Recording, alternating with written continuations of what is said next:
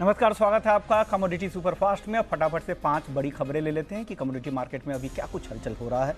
सोने चांदी में आज गिरावट का रुख शुरुआती कारोबार से ही अभी भी देखिए 210 रुपए की कमजोरी हम सोने में देख रहे हैं। 51,123 के लेवल पर सोना, वहीं चांदी 63 के नीचे टिक गई, 63,000 के नीचे कारोबार कर रही है। करीब करीब 800 रुपए की अब कमजोरी दिख रही है। शुरुआती कारोबार में 700 रुपए की गिरावट चांदी में थी। इंटरनेशनल मार्केट की बात करें तो वहां भी कमजोरी का रुख है। $1915 के नीचे अब कॉमेक्स पर सोना और $24.5 के नीचे कॉमेक्स पर चांदी है।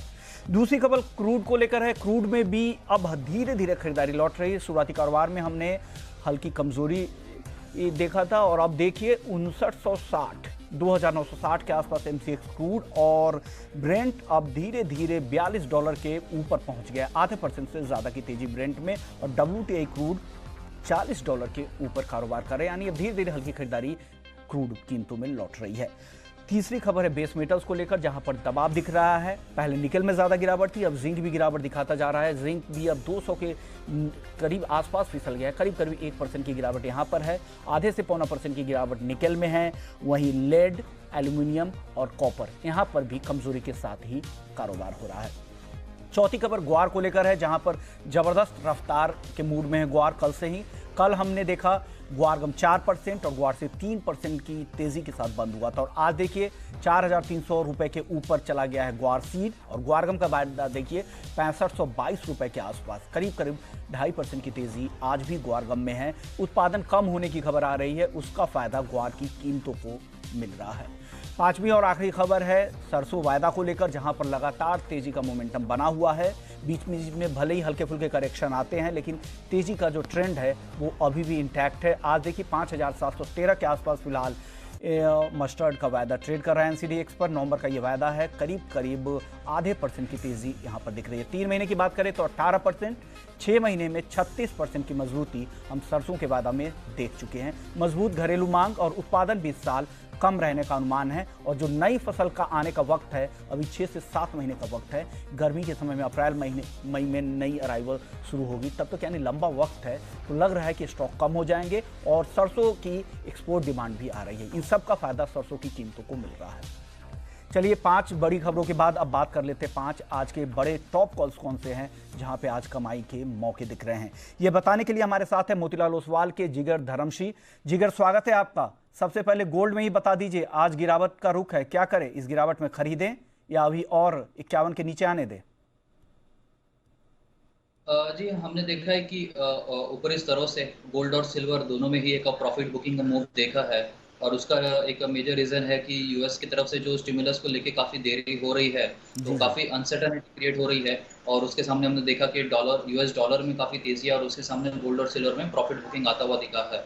बट मुझे लगता है कि जैसे जैसे अगर अनसर्टेनिटी बढ़ती है और यूएस का जो स्टिमुलस है वो और देर आता है, देरी से आ सकता है और यूएस का इलेक्शंस भी है, तो मुझे लगता है कहीं ना कहीं डिस्पाइट बीइंग अनसर्टेनिटी गोल्ड के प्राइसेस में निचले स्तरों से हमेशा एक खरीदारी का मौका मिल सकता है because being a safer assets वहां पर हमेशा खरीदारी लौटेगी। तो मुझे लगता है कि short term to medium term to gold में ओवरऑल काफी तेजी रहेगा और हर गिरावट पे खरीदारी करना सही रहेगा।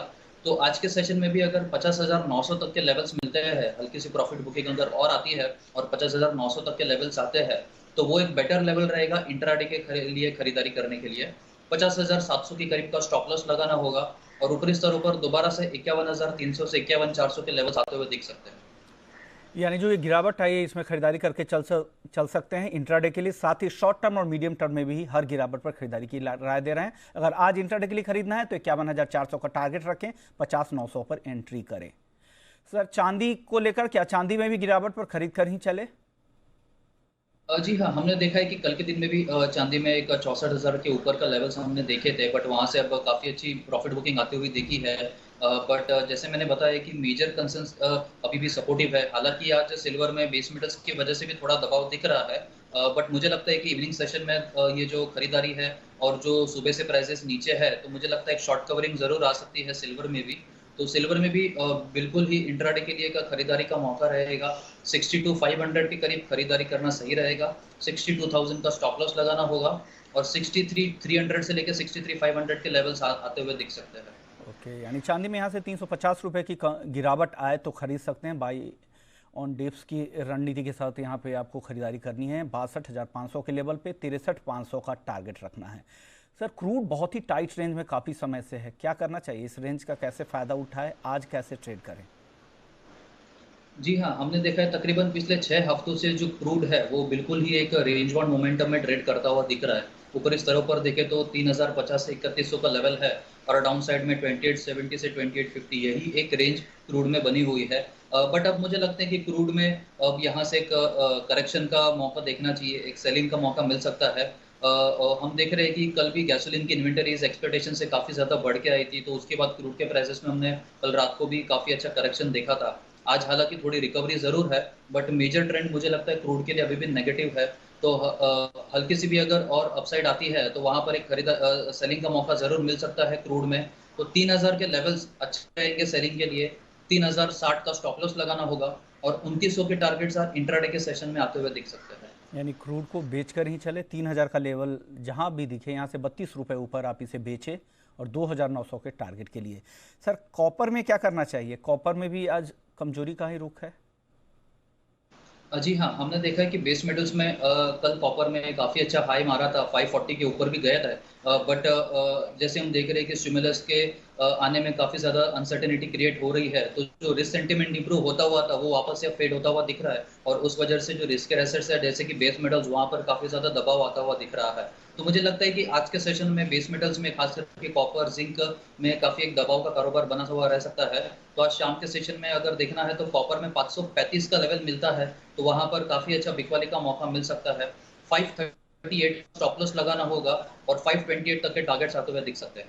यानी करंट लेवल के आसपास ही आप इसे बेच दे। 535 के लेवल पे ये बेचने की सलाह दे रहे हैं, 528 रुपए के टारगेट के लिए। सर, जिंक को ही बेच कर चले, क्योंकि जिंक में भी अब गिरावट बढ़ रही है धीरे धीरे।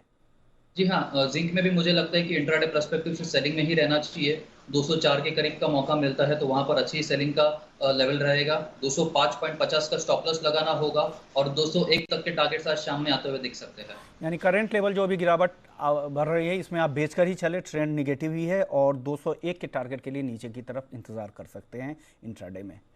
चलिए अब सवाल जवाब शुरू कर लेते हैं। सवाल पूछने का तरीका एक बार जाते जाते आपको बता देता हूं। 02223001634, 02223001635, इन दोनों ही नंबर पे अपने सवाल पूछिए।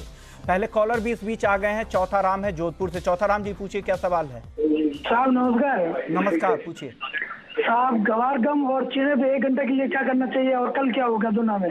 जी बताइए, क्या करना चाहिए ग्वारगम में? जिगर जी,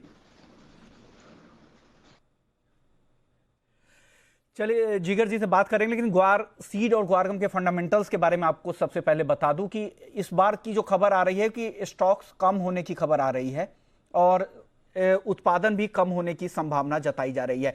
जिगर, आप कुछ इसमें ऐड करना चाहेंगे और क्या आउटलुक देंगे ग्वारगम को लेकर?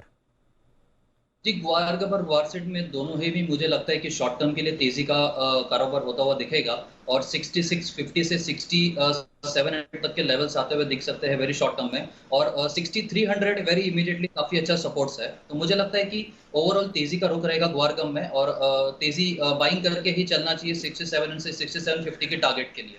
ओके, तो ये स्ट्रेटजी आप अपना सकते हैं। अगले कॉलर है चिराग शाह है मुंबई से। चिराग जी, पूछिए क्या सवाल है। सर, मैंने निकल शॉर्ट किया हुआ है 1160 में। ओके, तो अभी क्या करना चाहिए? ये 1160 एकदम करंट लेवल के आसपास ही इन्होंने शॉर्ट कर रखा है, क्या करना चाहिए? क्या इसमें फायदा मिलेगा क्या? जी देखिए, इंट्राडे पर्सपेक्टिव में जैसे मैंने बताया बेस मेटल्स में काफ़ी दबाव है तो हल्की सी गिरावट ज़रूर दिख सकती है। मैं सजेस्ट करूंगा कि निकल में 1170 के करीब का एक स्टॉप लॉस स्ट्रिक्टली फॉलो करके चले और 1150 से 47 तक के लेवल्स अगर आते हैं तो वहां पर प्रॉफिट बुकिंग कर लेना सही होगा। ओके, यानी 1170 का स्टॉप लॉस ध्यान से ज़रूर लगा लीजिएगा, उसके बाद इस ट्रेड को में बने रहें। 1150 1147 तक की लेवल नीचे की तरफ दिख सकते हैं। चलिए कुछ और काउंटर्स की बात कर लेते हैं। नेचुरल गैस को लेकर क्या आउटलुक? काफी वॉलेटाइल काउंटर है लेकिन आज सुस्त दिख रहा है काफी दिनों के बाद। क्या इसमें फिर से वापस उसी तरह के उतार चढ़ाव दिखेंगे क्या? जी, नेचुरल गैस में हमने पिछले काफी कुछ हफ्तों में उतार चढ़ाव जरूर देखे हैं, बट एक चीज जरूर देखी है कि 208 से 210 का जो लेवल है वो काफी एक क्रिटिकल लेवल था और अब प्राइसेस उन लेवल्स के ऊपर काफी स्ट्रांगली सस्टेन हो रहा है।